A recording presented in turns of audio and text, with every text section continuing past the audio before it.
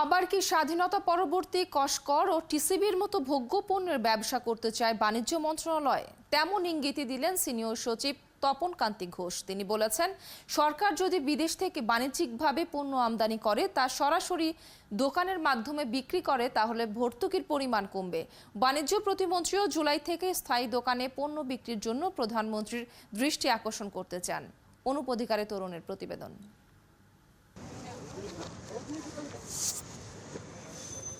সারা দেশের বাজার এখন চোরাচালানের চিনিতে ৬ লাভ। এমন সময়ে মে মাসে চিনি আর পেঁয়াজ বিক্রি করবে না টিসিবি।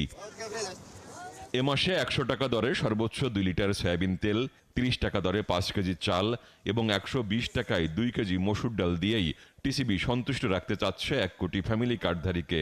যদিও সবচেয়ে জরুরি পণ্য চিনি ও পেঁয়াজ না পেয়ে সন্তুষ্ট নন কার্ডধারীরা।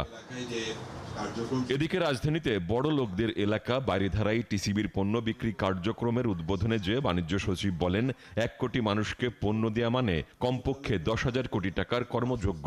তার মতে বিদেশ থেকে সরাসরি পণ্য এনে বাণিজ্যিকভাবে বিক্রি করতে পারলে এতে সরকারের ভর্তুকির পরিমাণ কমত।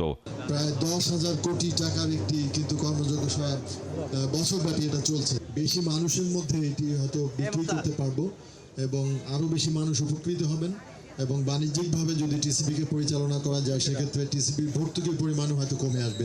বাণিজ্য প্রতিমন্ত্রী বললেন, জুলাই থেকে স্থায়ী দোকানের মাধ্যমে নিত্য প্রয়োজনীয় সব পণ্য বিক্রি করা যায় কিনা তা নিয়ে প্রধানমন্ত্রীর সঙ্গে আলাপ আলোচনা করবেন তারা। ইনশাআল্লাহ ১ জুলাই থেকে আমরা টিসিবির মাধ্যমে আরো পণ্য আপনাদের সাথে পরামর্শ করবে, যে জায়গায় যে পণ্যগুলির চাহিদা আছে, যেটা আমদানি করা দরকার আমদানি করা, যেটা সংগ্রহ করা দরকার সংগ্রহ করে এই দোকানগুলোর মাধ্যমে আমরা অ্যাভেলেবেল করব যাতে মানুষ সহজে এটা পেয়ে যায়। ৮০ দশকের শুরুতেই দেশ জুড়ে টিসিবি ও কসকরের দোকানের মাধ্যমে বাণিজ্যিকভাবে পণ্য বিক্রি বন্ধ করে দিতে বাধ্য হয়েছিল সরকার।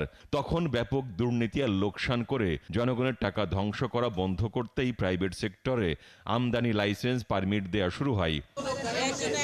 বাণিজ্য সচিব এবং প্রতিমন্ত্রীর মন্তব্যে আবার ইতিহাসের পুনরাবৃত্তির ইঙ্গিত পাচ্ছেন বাজার পর্যবেক্ষকরা। অনুপ অধিকারী তরুণ, ৭১, ঢাকা।